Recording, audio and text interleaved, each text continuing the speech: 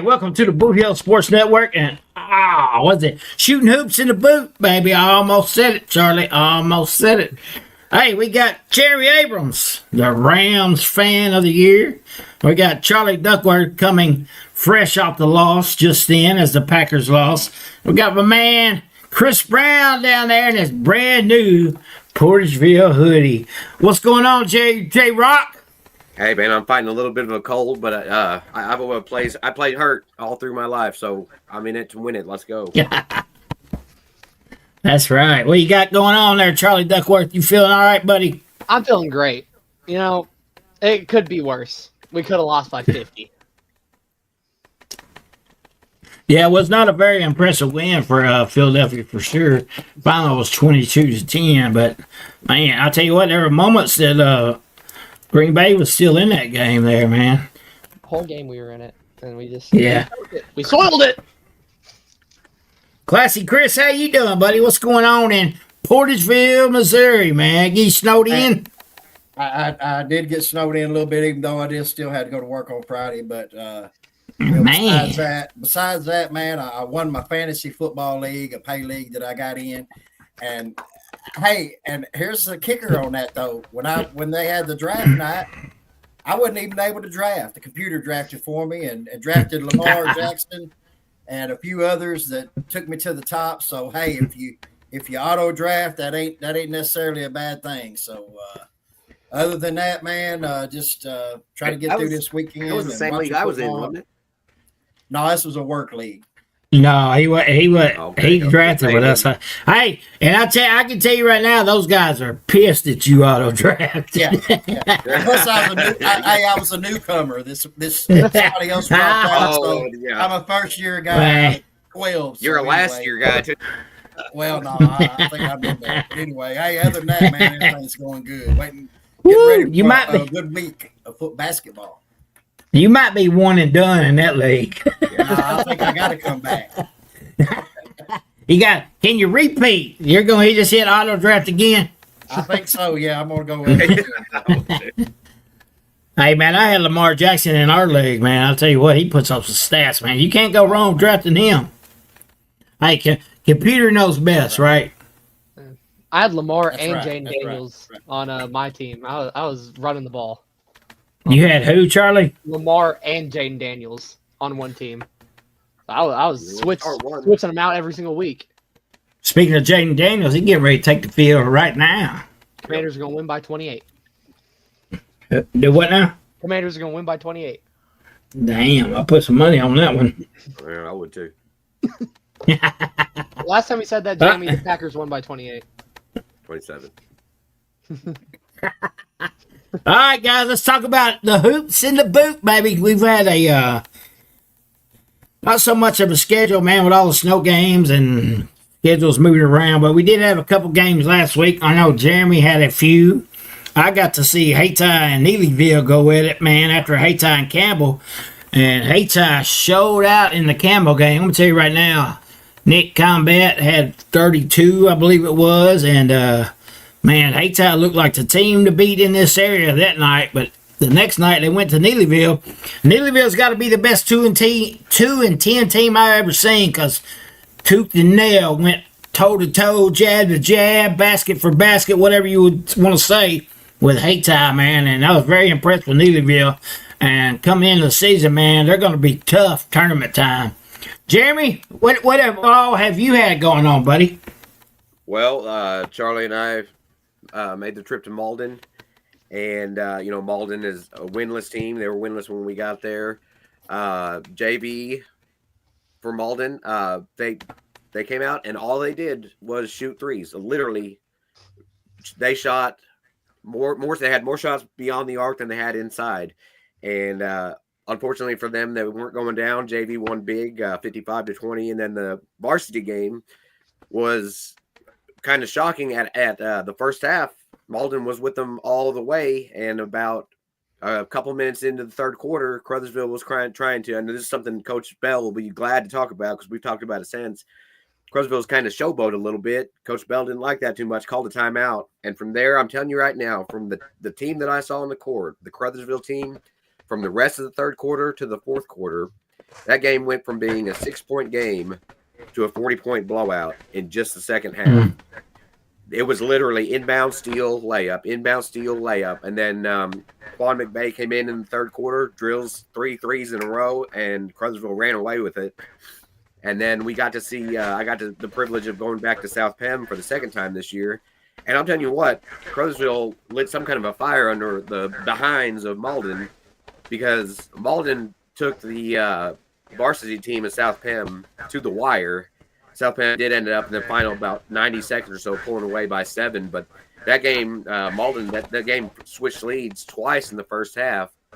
And the article that got put out today, I apologize, I've been a little bit ill over the weekend, but the article, there was a dunk by Smith for the Bulldogs, and after that, the Bulldogs they kept it within a 4 or 5 point grasp, and then ran away at the end. But South Bend, Scott, I'm telling you, they've got Hayti and Crothersville coming up, so we're really going to know where where every team in the Bootheel really lines up. And I think Portersville is got a couple of local area games too. All these teams that we talk about more in our region are coming up, playing each other, so we're really going to get to see something. But yeah, I got to see Crothersville and South Penn both come away with solid victories. And I'm telling you one thing before I send it over to Charlie. This Malden team might be 0-10 right now. They're not going to finish the season winless. I promise you that. Looking at their schedule and seeing the way that they have learned from their mistakes over the past 2 games, I'm telling you, they were about an inch away from knocking off South Penn. Charlie? Absolutely, they were. It was complete flip-flop from how it was against Crothersville. They, especially their JV too, all in that game was just like shocking after calling them on a Tuesday. And when they were shooting these threes and they just weren't going in, and they weren't discouraged from shooting the 3. They kept on shooting and kept on shooting. And this game on Thursday, they were more disciplined and more ready to just maybe they saw something in Crothersville's film that showed that they have a susceptibility to the 3 ball or something, but they were taking smart, high IQ shots. And what Jeremy said about their varsity being 0-10, it's kind of unfair to say that they're 0-10 when they've played Memphis, they played Overton in Memphis, and that school, it's pretty big down in Memphis. Then they lost in overtime to Doniphan. They've played Twin Rivers, Campbell. 2 teams that I'll just say I have ranked in my top 10. Then they go to the Bloomfield Christmas tournament and they play Dexter, who got second place in that tournament. And then Bloomfield in the consolation, who is hosting the tournament. And then, you have South Penn and you lose to them by 7. You lose to a Final Four team last year by 7. And they're not going to go winless this year is what I'm trying to say. They are the best 0-10 team that they can possibly be right now. Couldn't agree. What about you, Chris? Well, we all the way back to last Monday, the Dogs had 3 games, and I got to do the girls game followed by the JV boys, and then the regular varsity boys. They hosted the New Madrid County Central, and that was the first time I'd ever seen the Lady Bulldogs in person. And man, they're right there on the cusp of the top 10 in Class 3 girls. I think a new top 10 comes out tomorrow, but according to the standings, they're right at 11, and I seen why. Man, they've got a solid starting 5. They've got a couple of bench players that come in. Actually, more than that, 3 or 4 bench players are pretty deep. And they ended up beating New Madrid County Central Lady Eagles 66-34. That was a fun game to call. And then, of course, the boys took the stage next, the JV boys. Man, that was a good, exciting game all the way through as New Madrid JV kind of led the whole way. But in about the 4th quarter, Portersville hit back-to-back threes and cut it to – actually tied it and couldn't never get over the hump. And they ended up losing that game 36-34. But what a good performance by them. And then the varsity Bulldogs, they ended up losing to New Madrid 52-43. Man, just of course Jaquan Bogan come back. That was a pretty good pretty good deal for us. He's going to help us later on. I think that might have been a good starting game to get his feet under him, and I think he had 2-3 points and kind of ate up some minutes. As that team, is not very deep.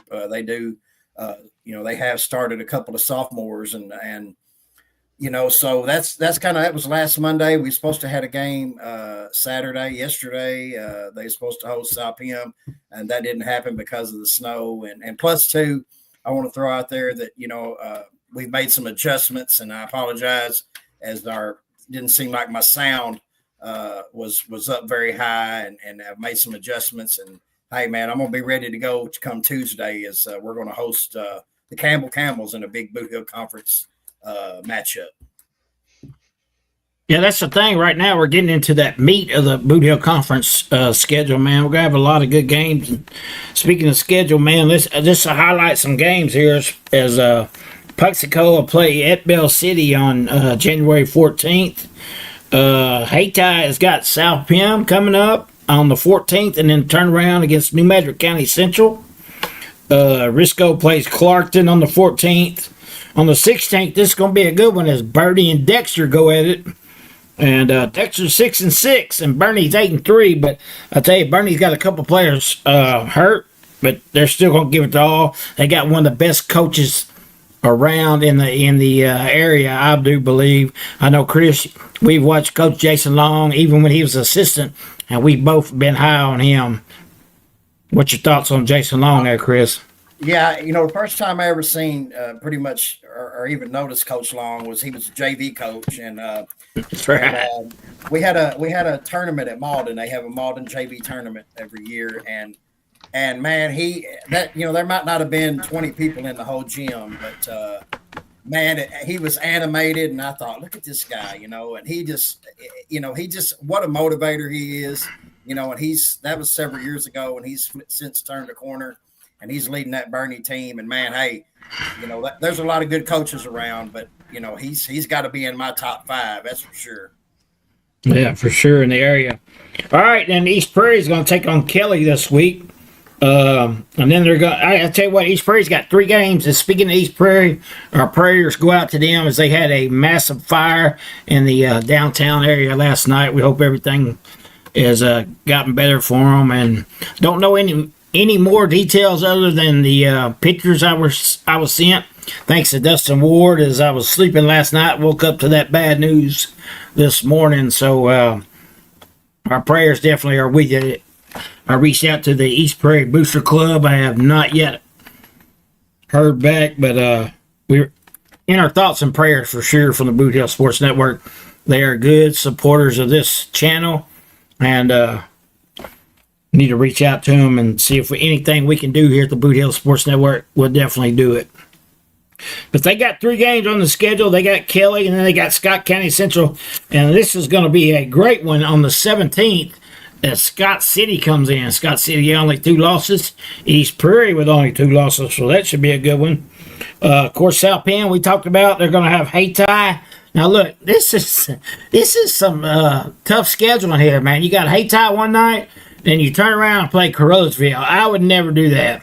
I don't care what kind of years Hayti and Carrollsville having. You never would want to schedule those 2 teams back to back. So if South Pim comes away with this, man, I'll tell you what, they can make some headway here with Hayti and Carrollsville. And then they got a Saturday game, which is at Three Rivers, which we're going to cover right here on the Bootheel Sports Network, as they're going to play Gateway out of St. Louis, a new team that's not even got their Misha affiliate yet, but that should be a good one, as we made that trip last year to Three Rivers and watched South Penn play there a couple times. They played Clarkton one time, I believe it was, and then they played Puxico in the semifinals, man, and what a game that was.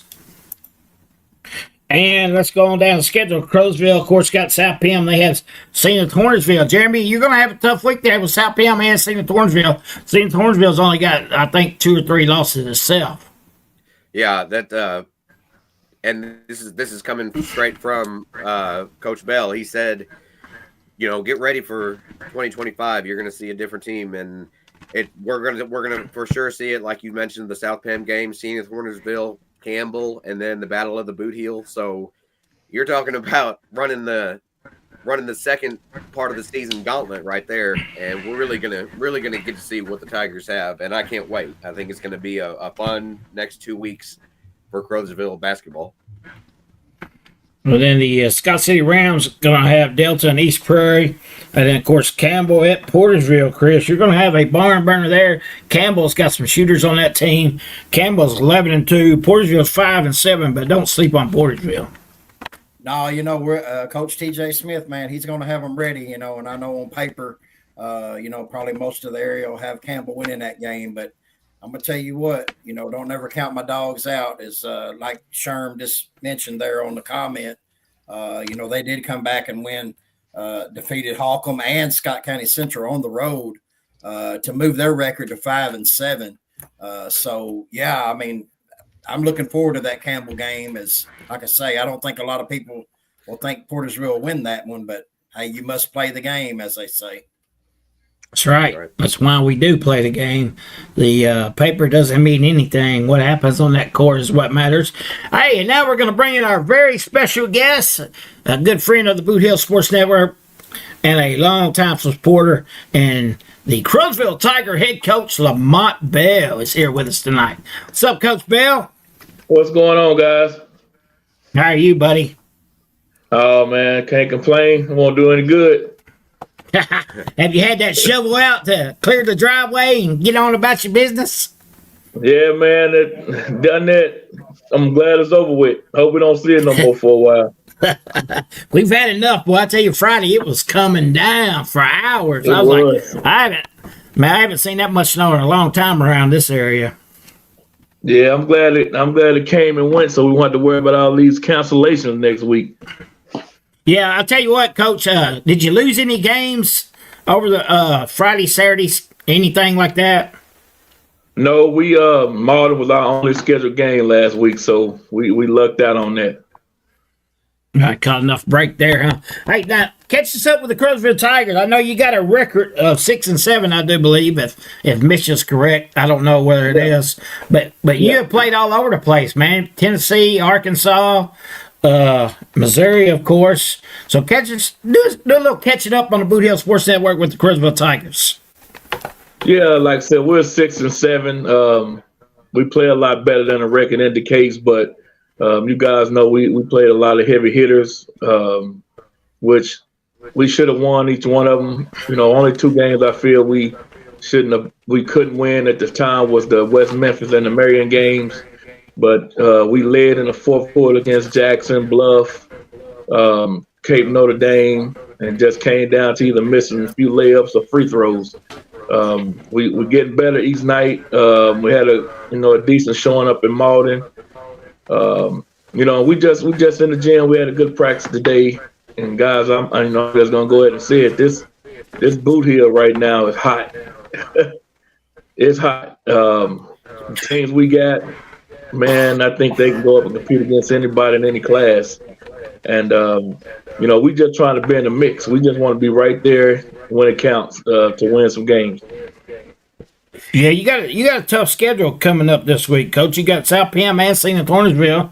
Both teams only a few losses between them, man. So let's talk a little bit about that and what expectations and how do you prepare for 2 great teams in 1 week?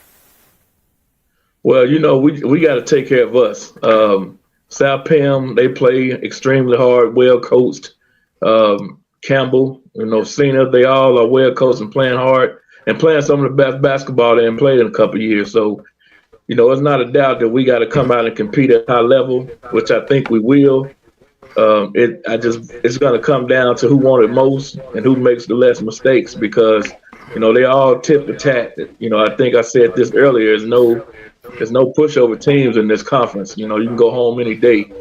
So we just doing what we need to do. We getting better defensively.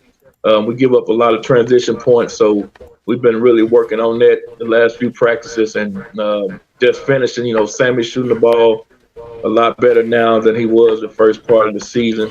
He wasn't shooting it too well. but here lately he's been really filling it up. And when he's shooting and playing good basketball, we can be hard to beat. That's funny you bring up Sammy Bryant because we all got our little group text here between us, and I was telling Charlie earlier in the year that Sammy Bryant must still have those football legs because he wasn't scoring and doing the things that we're used to seeing Sammy Bryant do on the court. So I could tell right then that he was struggling early on. So it's good that Sammy Bryant is getting going for the Tigers. So that's got to be a big plus for that offense. Yes, I mean, we were just only getting scoring from Alexander and McVeigh, and that is kind of tough, playing some of these teams that got 4 and 5 shooters on the floor. But the last few games, Ian found his rhythm. I've been putting him through a lot of shooting drills and practice every day, making him get up a few hundred shots before we get started. And hopefully Ian found this range and it stick with us. We need him to play like he played against Malden from here on out. Yeah, go ahead, Jeremy. Well, I'm going to jump in, and Coach is just a little too modest to say that put on how you said, a decent or a good show against Malden. Coach, I was talking, and I talked to you after the game about it a little bit. I'm saying right now, and yeah, of course I'm a little bit biased. I'm the Crothersville guy. But the team, after you called that timeout in the third quarter, the team that was on the court from then on, and don't get me wrong, Crothersville was winning throughout the game, and that's always impressive. Never give up the lead. But Malden was hanging in there until you called that timeout in the third quarter. The team for the next, as me and Charlie were talking about, for that next 14 minutes, I don't think any team or possibly the country could have beat that team after you fired them up and gave them the. Can you just give me a version of what you said to them? Well, I might not want to talk about it right here on air. Well, that's why I said Cliff Note. I'm not saying the whole spiel. It really wasn't a pep talk. It was more of a butt showing. Like you said, Martin was sticking around with him. I want to say we were just up probably like 10, 11 points. And Brian tried to throw the ball off the backboard. And I don't really know who he was throwing it to, but we had 2 guys trailing. But anyway, we gave up a good possession. And, Malden hasn't been playing good ball. I mean, they playing hard, but it just haven't went their way. But, you give a team some momentum, and they're like, well, we can beat these guys. And they're on their home floor. It could be a totally different ball game. So, I've been trying to tell them, we got to learn how to win. And when you learn how to win, you can't do silly things. So right. I just pretty much told them, if I see anything like that again, I was going to pull all 5 of you out. You were going to sit your butt down for the rest of the night. And I said, turn the ball over again. And I let it be. and they got it together, man. And that's the kind of basketball we have to play if we're going to have a shot in this conference or district. We have to play like we played in that third and fourth quarter at Malden. Well, it was a matter of what felt like just a couple seconds, but from that timeout, you went on a 24-2 run, and I mean, in the blink of an eye, that game went from being a couple turnovers away from being tied up to being just a blowout. And then I believe it was Charlie, and I'll have to ask you one more tough question because Charlie was the one that brought it up on the air. He said, now that Crothersville's up and this game is in hand, now do you think Coach is going to let them play like the Globetrotters? What would you say to that? No, because man, there's just no room for error right now. There's no room for error. Everybody's gonna be gunning for each other. Like you mentioned, we got a tough week with Campbell. We got a tough, senior South PM. Those guys don't turn the ball over much. You don't see them doing any silly things. So we got to be right there on that level with them. We got to play 32 minutes of solid basketball if we're gonna have a shot.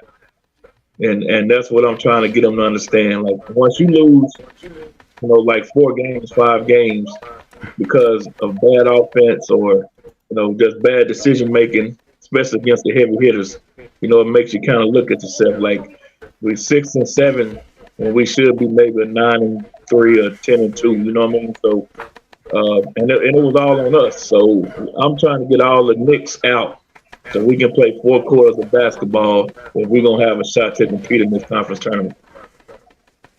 Well, Coach, before I send it over to Charlie and to Chris, I just want to say that I'll be there every step of the way, rooting on you, wearing my red, and getting loud and proud for you. Charlie will as soon as he gets back from his beta conference. But you got a real tough stretch ahead of you. But I know the talent level, the skill level, and the conditioning level of your team.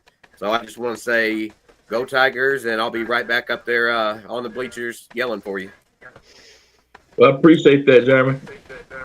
Yes, sir. Charlie, what do you got for him? Coach, I really have just one question here. What I noticed a lot, especially in that Malden game, was the use of that of the bench a lot. Was extended minutes for players like Amari Benson or Gavin Moten or Amarion Trust. Is that something that's going to stick for the rest of the season, or is that something that might have just been a Malden thing? No, it wasn't. It wasn't a Malden thing. I'm sure you guys noticed we had a couple of guys didn't start because of they missed practice. So of course you got to do some discipline. So, but we are looking to try to play 8 to 9 guys because of the style of play. If we're gonna guard your full court man to man all night, it's tough to leave guys in for 32 minutes. And expect them to play quality basketball. So. We want to try. We got a solid 10, and we want to try to run these guys in like that every night. It's the season starts now. So we want to have these guys molded, ready to play, have all the nervousness out of them, so they can help us to make this district run. So that's part of my plan. We hope to play all these guys nightly. Sometimes you can, sometimes you can't, but we looking to play these guys each and every night. Thanks, Coach. And like Jared said, I'll be back yelling about basketball after my beta conference. But that's really all I have. Chris, do you have anything? Man, yeah, Coach Bell, it's once again, it's always good to catch up with you and chatting with you. Much love to you and your family. I was thinking about you yesterday as I was out in my driveway shoveling snow because I really probably could have used one of them 30-second timeout motivational talks because man, I was struggling, Coach.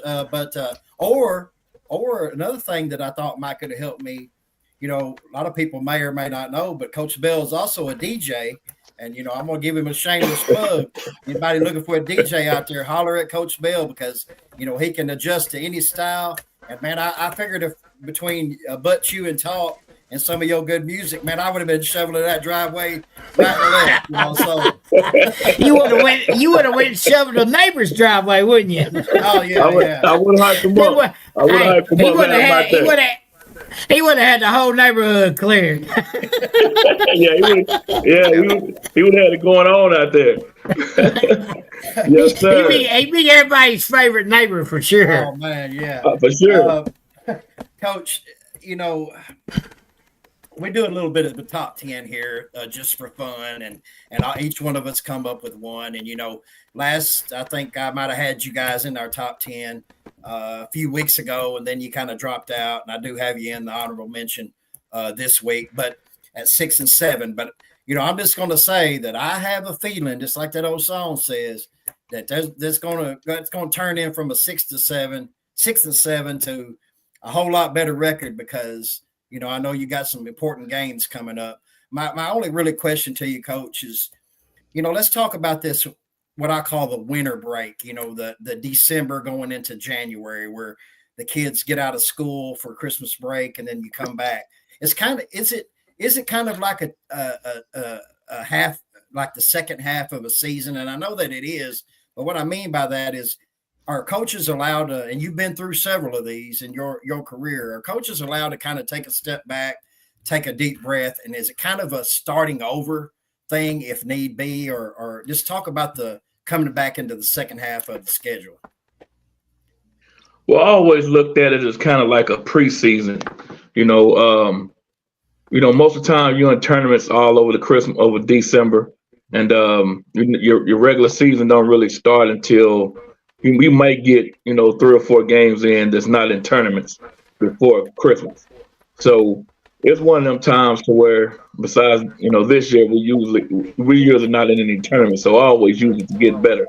it was always my time to scout everybody from like the Bloomfield Christmas tournament, and Clark tournament, with all our conference teams playing. So, but this year we played in Manila and we got some good quality games in, and we try to get in that off week and really pedal to the metal.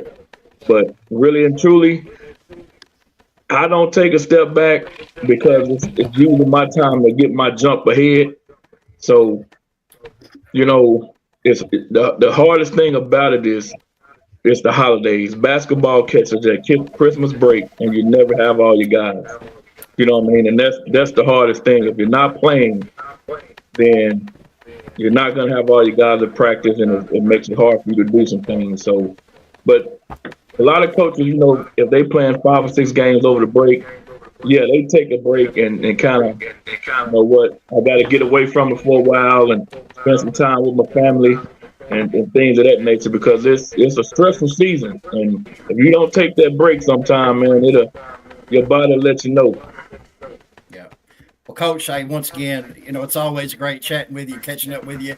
I probably won't see you until the Bootheel Conference Tournament, which myself, along with everybody else, man, we're looking forward to that. But I know there's a lot of basketball left to be played before that. So good luck to you, Coach. And I know I'll see you around somewhere. And like I say, much love to you and your family. Appreciate you. Same to you, Chris. Yeah, as you talk about the Bootheel Conference, we got a comment there from Mr. Johnson about Bootheel Conference tournament is going to be very intense and entertaining. Any team in it can take it. And I do feel that way, man. Coach, you just talked about Arkansas. Going over there, you have a shot clock. Is that correct? Yes. Yeah. So, and that is a what? Is it 30 seconds? What is 35 it? seconds. 35 seconds. All right, so when you go over there, you got that mentality. 35 seconds really ain't that long, so you gotta get your offense in motion. Is it hard to get back once you go over there in Arkansas and play with that shot clock to slow your guys down if need to be? I mean, you might play the fast tempo and like for them to shoot within 35 seconds, but I mean that's got to be, I guess, adaptation. You got to adapt, right? Yeah, honestly though. We didn't really pay any attention because we're a fast playing team. You take us, South Pemscott, Hayti, you take any of these guys, the Portisvilles that can run, you don't really notice the shot clock. Now, if you want to walk it down and kind of run your sets, it'll get you if you ain't prepared for it. But if you want them up and down teams, you don't really notice it. I think we might have had one shot clock violation. There was one. I'm going to jump in and get your back on that one. You had one, and that was because there was a three missed the rim, so it didn't reset the clock. And as you guys went to reset, then the buzzer hit. You only had one in that entire classic. Yeah. So I mean, I got your back. That's all I'm here for. I appreciate it, but it wasn't really that noticeable, Mark. But for some teams, I can see it being a problem. Now, as a coach, do you favor that shot clock, or are you against it? I mean, what's your opinion on it?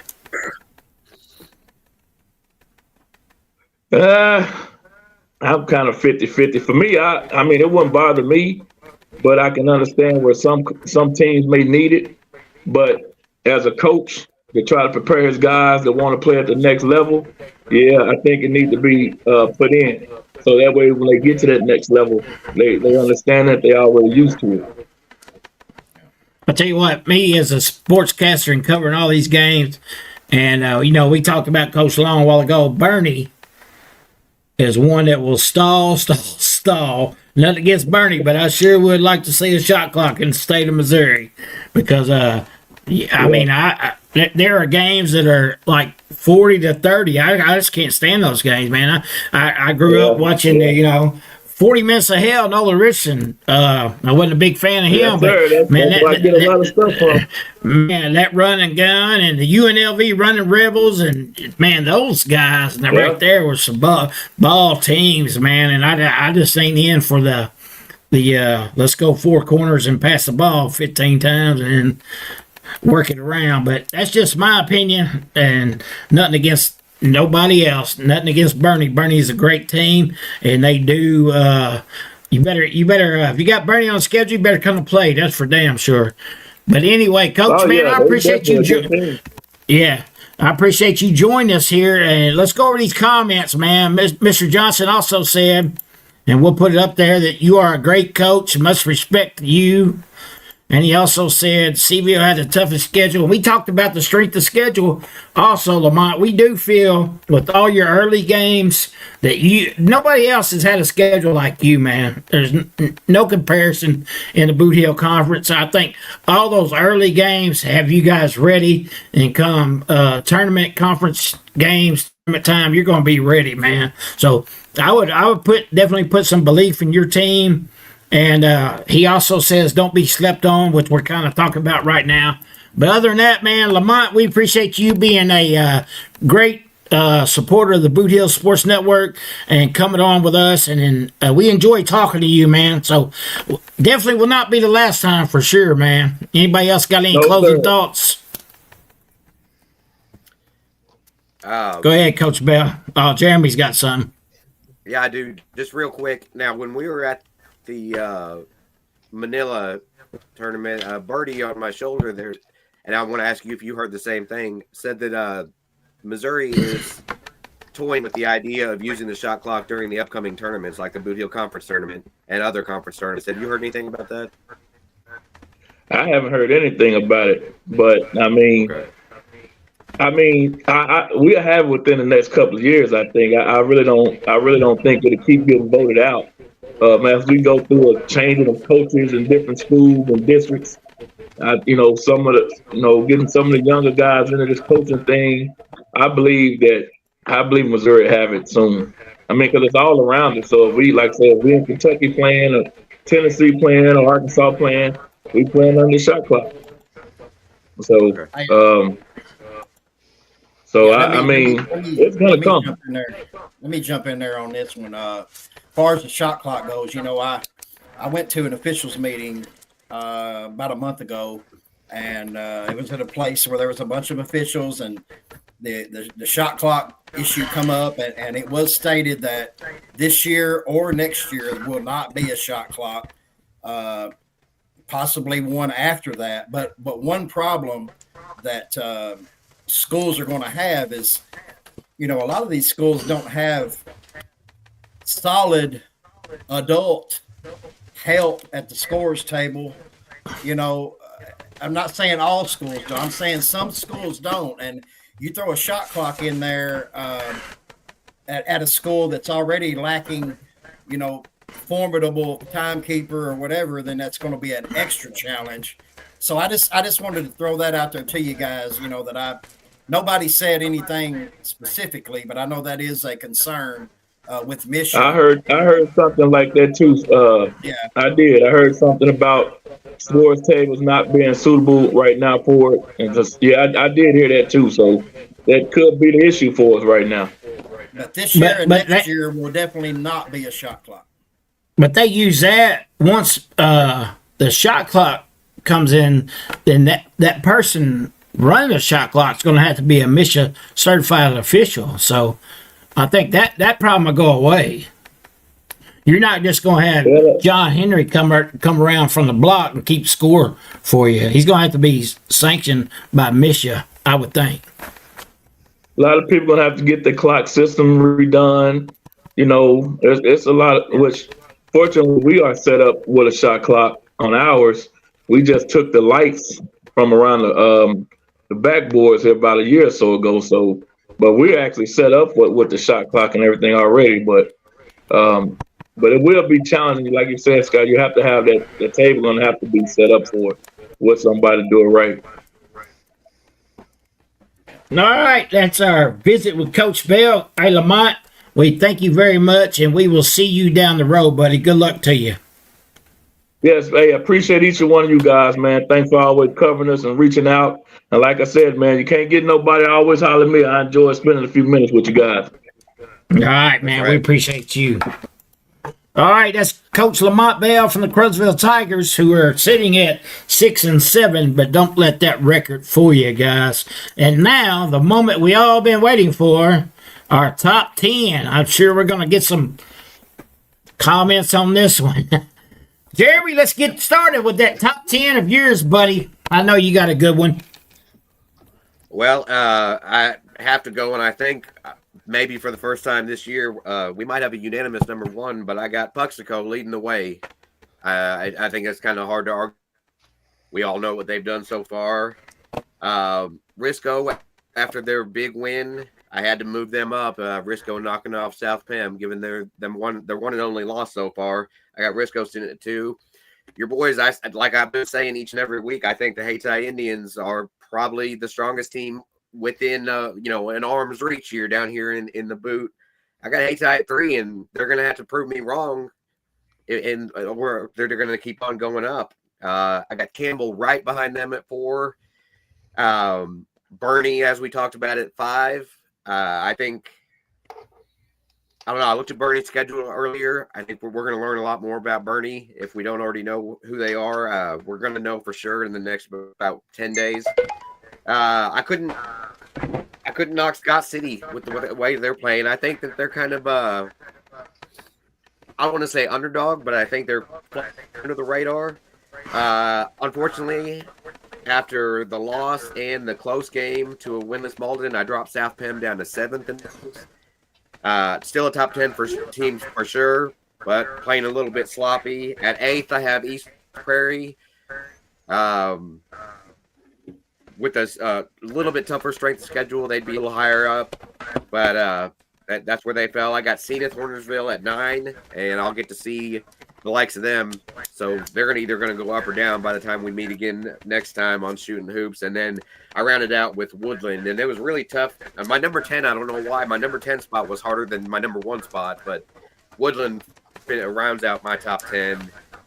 And, I really wanted to put Crothersville in the top 10. I think they're a top 10 team. I think they can on any given day, they can beat the majority of these teams hands down. And we're going to find out over the next 4 or 5 games for sure. I honestly hope and expect Crothersville to be not just in the top 10, but higher up the next time we do these rankings. But yeah, I go from top to bottom, Puxico down to Woodland. And I know you guys are probably going to have some of the same in there. And Charlie, I'd like to hear from you because we would discuss again. We talk a lot of basketball on those road trips. I know that. Talk a lot of stuff on those road trips. Hey, tell us about some of those stories there. Rod Dill, mayor candidate of Malden. Please elect him. That's what the sign says. I love it. What? It Yeah, says, that's "Please I elect Rod Dill." I encourage anyone that's running for any offices, hint, put please on the top of your. For some reason, it stuck out. Please elect. Was it big? Was it big letters? Yeah, it was big. Please elect Rod Dill. Yes, please. Yes. So I don't have a vote in that county, but if I did, it'd be for Rod Dill. So my top 10 personally, my honorable mentions are Crothersville. It's they get over 500. They're number 10 probably.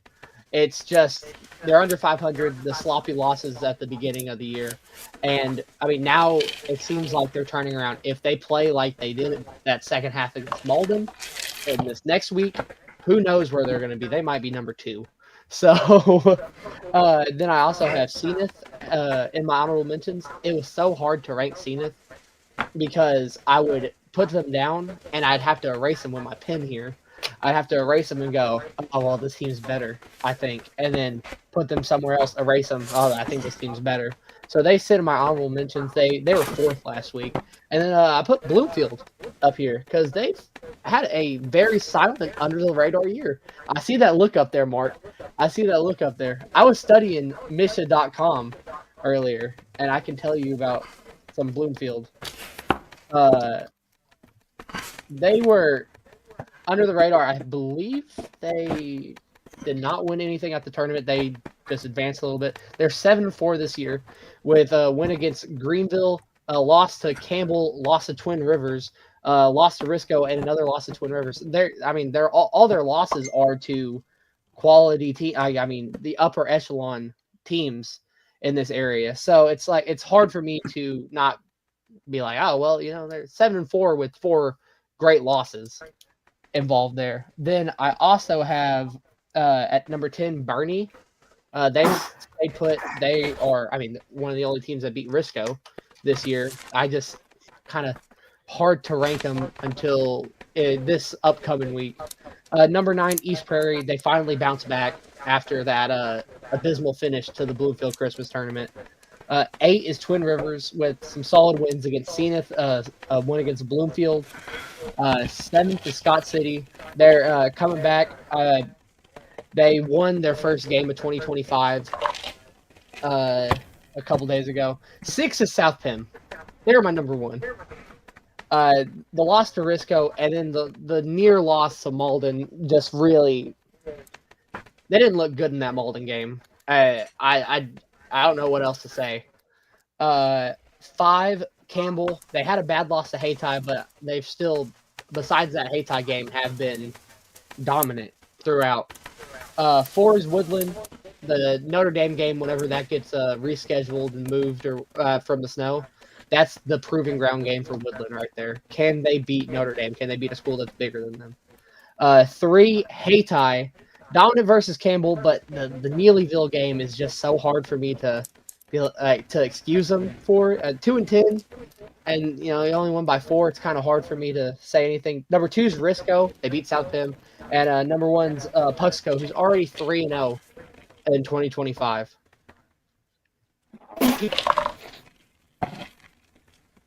All right, so it's my turn. I guess the theme of my top 10 and honorable mention list is just moving and shaking because there's a whole lot of spots going up and down. But honorable mention, I put 4 out there. Of course, Zenith, they were in my honorable mention last time. And I have 3 new entries that I think are worth mentioning, and that's Twin Rivers. They're at 10-5. Bloomfield, I think they're worth mentioning at honorable mention at 7-4. And then the Crowsville Tigers. I've left them out a couple of weeks in a row, but I'm going to throw them back in there, and I have a feeling that they're going to be moving on up the scale some. But 6-7, and they got a little bit to prove, and I think that they will, just like Coach Bell said. So looking forward to getting them to the top 10. So number 10 team this week is Richland. They're 6-2. I had them dropping 5 spots as I had them in 5 last week. Number 9 team is East Prairie. They're 8-2. Still wasn't impressed with them at the Bloomfield tournament. If I had to give one disappointing tag and label to one team, it's East Prairie. Not say because with Noah Johnson, I figured that they would be, and they've only lost 2 games, but I'm just going to put them at the 9 spot, and that dropped them 2. The number 8 team I have is Scott City. They're 9-2, and they dropped 6 spots from my chart last week. Number 7 team is Bernie, 8-3. I know they got some injuries, but I'm high on Coach Long, and I'm high on like I say, taking he can give him the least, and he'll get the most out of that team. And they dropped 1 spot from last week on my chart. Number 16 is Campbell. 11-2. They moved up 4 spots as I had them at the 10 spot last week.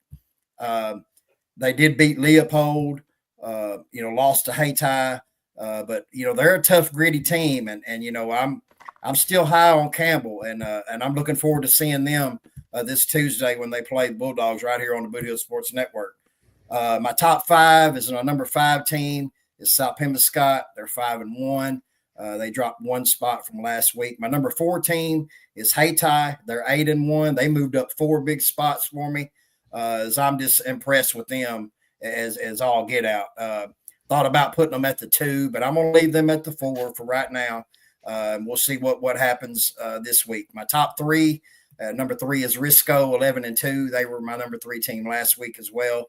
My number 2 team is Woodland. I bumped them up all the way from 7 spots. They're 10-1, and they're impressive. And like Charlie said, they got a big matchup coming up, and we'll see how they fare in that. And then my number 1 team, of course, same as last week, is Puxico at 12-1, and that's my top 10. And like I say, I'm sure next week it'll be different, but I'm pretty confident in that top 10.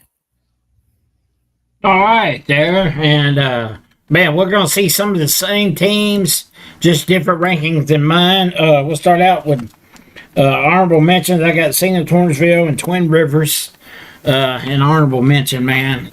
I tell you what, I'm high on Twin Rivers. They got two guys that are 6'4". They got a point guard that can shoot the ball, man. So any given day, Twin Rivers is going to give you a game. Of course, they won the consolation bracket in the Bloomfield Christmas tournament. So don't They've sleep already on won 10 games. They've already won 10 games. So. Yeah, they're 11-4, I think, 11-5, something like that. Yep. And number 10 team, I got Campbell. Campbell 11-2. You know, a lot of good teams on this in our area right now, so that's the reason Campbell's 11-2. They got Portersville this week on the 14th, so we'll see if they can move up a little bit. My number 9 team is Scott City. Scott City is 9-2. Haven't really got a chance to see Scott City play. I looked at their record and all that. They do have a big game this coming week with East Prairie, so that could be a big chance for Scott City to move up. They get a big win over East Prairie. And my number 8 team, man, is Crothersville. I decided to put Crothersville. This is the first time they've been in my top 10. I looked at their schedule, and what I did, guys, I went and I thought about on a neutral court who can be who. And to me, Crothersville can beat any of these teams that I'm about to mention in front of them. And they got a big week in front of them as they play two very good teams in South Pim and St. Hornersville. So we'll see where it goes from there. And then my number 7 team is South Pim. South Pim was my number 2 team last week, so they really fell. Of course, they had the loss to Risco, but like Charlie said, the Malden game where they really had trouble with the winless Malden team, and at home too. So that was big in my understanding that to move them down. That's the reason I did.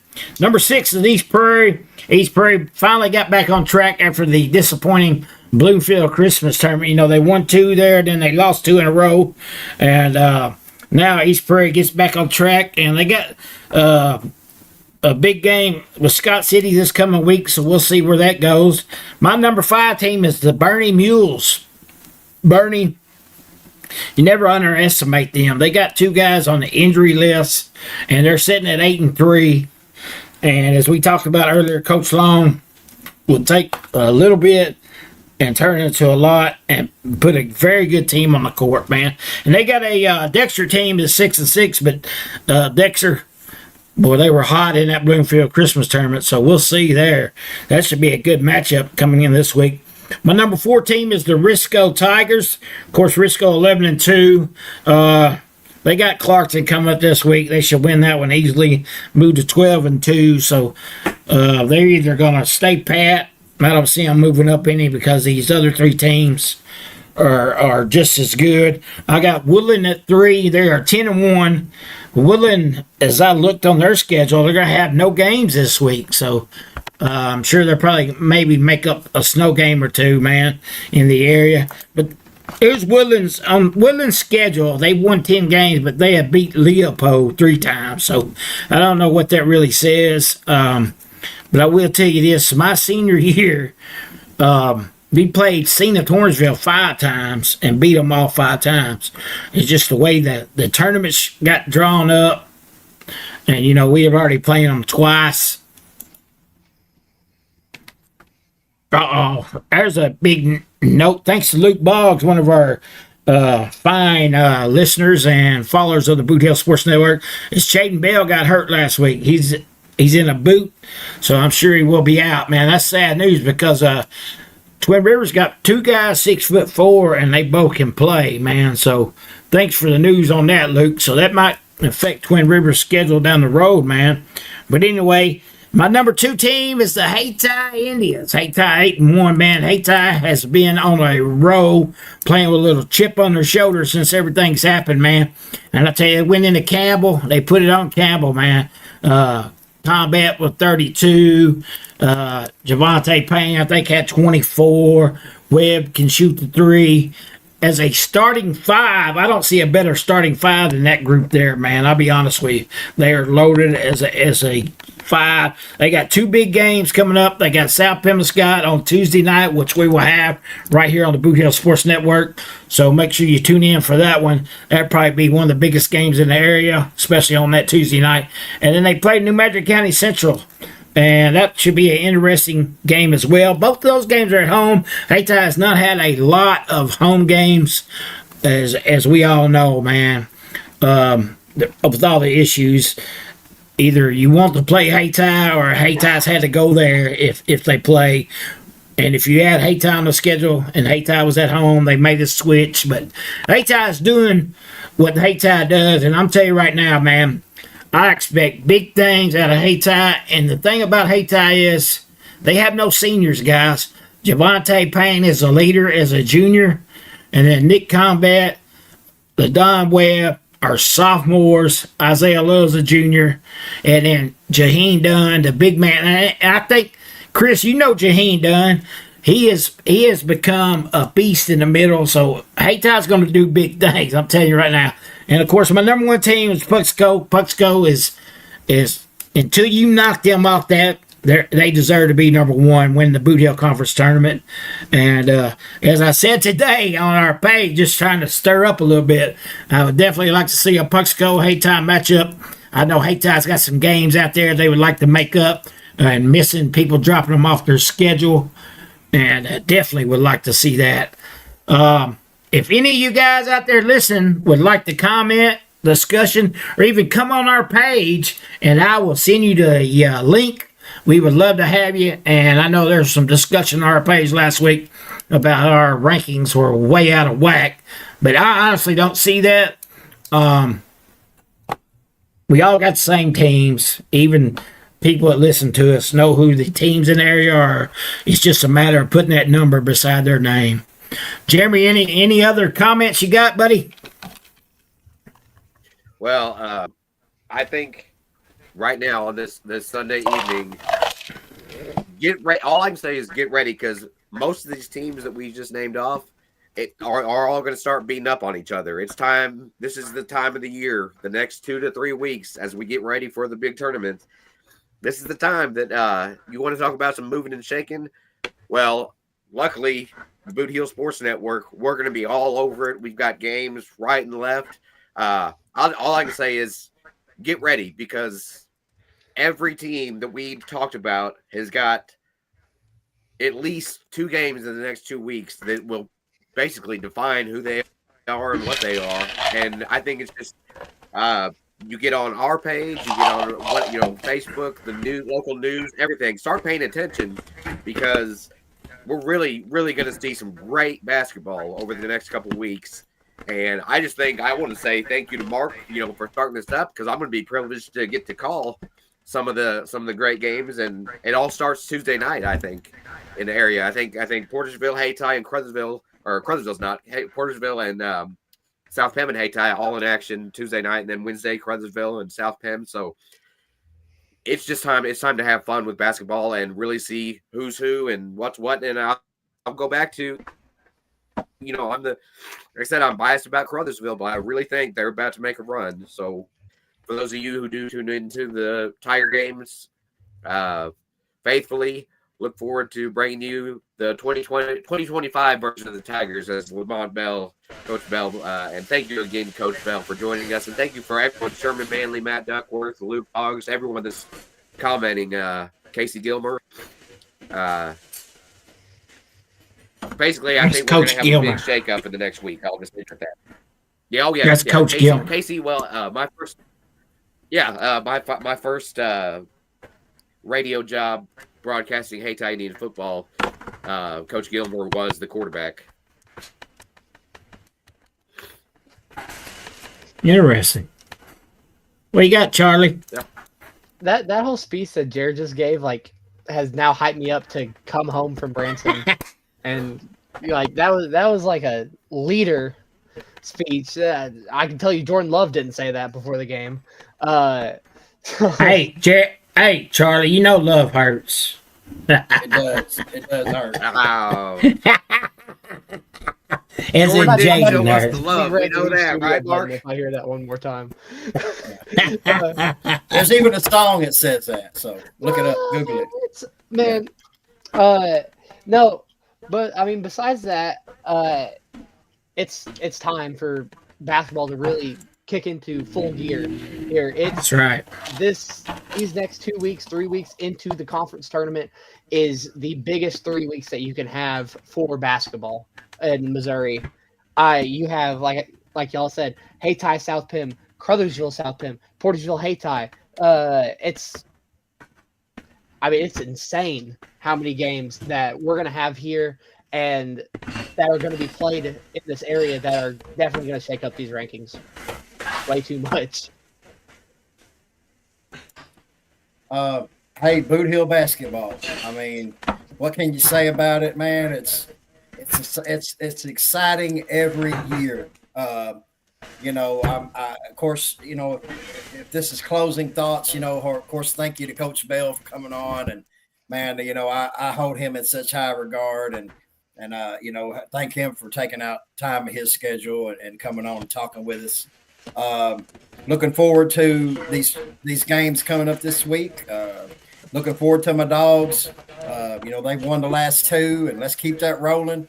Excited about the Lady Dogs. As Coach Kelly Fowler's got them moving and shaking, and they looked really good against New Madrid, and they've only lost a couple of games, and both of those were to state-ranked Donovan. So excited about that, and man, let's just keep this Bootheel basketball going, and I'm just excited about this week, and as we're going to host Campbell right here Tuesday night on the Bootheel Sports Network. Mark, Chris, I think I've seen this on TikTok the other day. Is 25 years old, and nobody still knows who let the dogs out. Nope, they're still trying to find out, but nobody knows. All right, hey, we got a special Terry Blankenship. Shout out to him, our Risco contact there, man. I'd like to bring Terry on one time and get some information on those Risco Tigers. I know he's got the inside scoop with his son being head coach there, Brandon. And yes, we're actually gonna cover that game between Risco and Hayti on down the road there. So that'd be an interesting game. And Charlie, you talked about games coming up, man. Let's talk about the districts, man. Listen to these teams in the same district. Class 2, District 3 has got Charleston, Puxico, and Bernie all in the same district. So, man, that's going to be a tough district to win. And, of course, District 1, you got Hayti, South Pim, Campbell, and Sena-Tornesville. So, another tough district. And then District 2, you got South Pim and District 2, you just got South Iron. I'm sorry. South Iron in that one. Jeremy, Class 3, District 1, Class 3 with Crowsville and all them is going to be a tough one as well, huh? Absolutely. That's why I think that if the Tigers are to catch fire, now's the time. Yeah. All right, guys. I guess that concludes our broadcast for Shooting Hoops in the Boot this Sunday night. Join us. I don't know if we'll be on Wednesday night or not with ball games. I think Jeremy's got South Pim and Corrosville. Is that correct, Jeremy?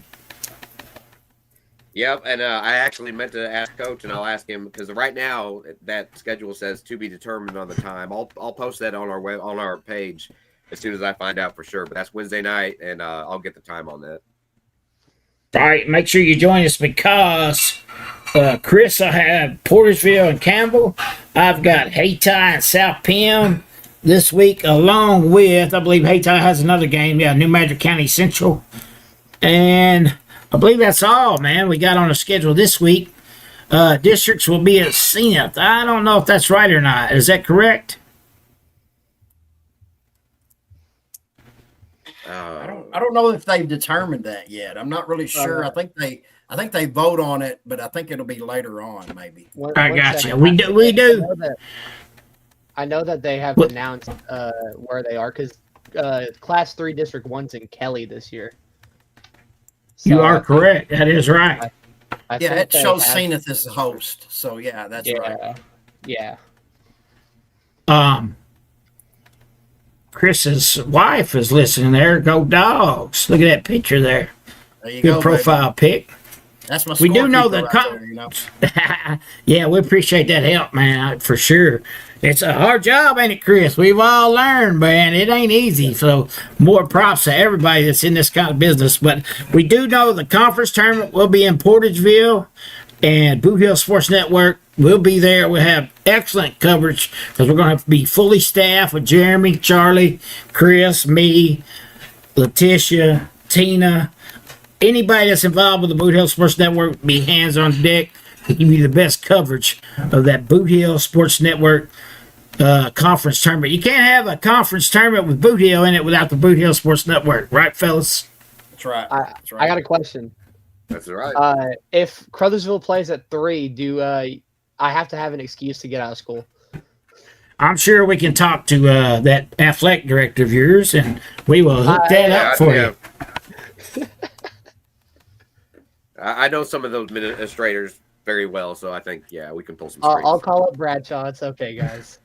All right, man. That's we're gonna wrap it up tonight. This is Mark Manley, Chris Brown, Jeremy Abrams, and Charlie Pooh saying good long for the Bootheel Sports Network. Thank y'all for joining in.